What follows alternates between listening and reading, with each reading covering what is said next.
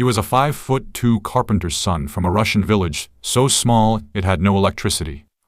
On April 12, 1961, he climbed into a steel sphere the size of a small car, and became the first human being ever to leave the planet Earth. He was born in 1934, in a wooden farmhouse in the tiny village of Klushino, west of Moscow.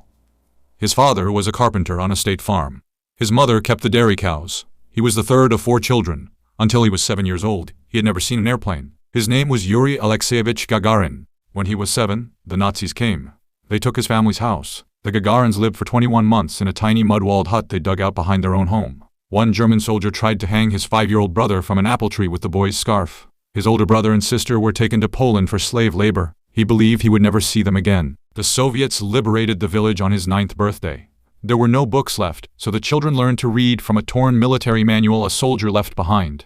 A few years later, a Yakovlev fighter plane crash-landed in a nearby field. He climbed up onto its wing and looked into the cockpit. From that day, he wanted nothing else. He worked his way through technical school by foundry work. He joined a weekend flying club. He earned his pilot's license. In 1960, the Soviet Union chose 20 men out of 3,461 to train as cosmonauts. He was selected partly because he was short, 5'2", and would fit inside the small Vostok capsule. On the morning of April 12, 1961, at 9:07 Moscow time, the rocket launched. He shouted one word as it left the pad, "Poyakali."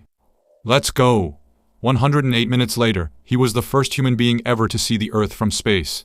He ejected at 7,000 meters and parachuted into a peasant field. The farmer's wife who found him asked if he was an alien. "I am a Soviet like you," he said, "and I have come from space." He died 7 years later, at 34, in a routine training flight that crashed near a small Russian town. He never returned to space. His ashes are buried in the wall of the Kremlin. The carpenter's son who lived in a hole in the ground at 7 was, at 27, the first of our species to look down at the whole of our Earth. Follow for more untold stories.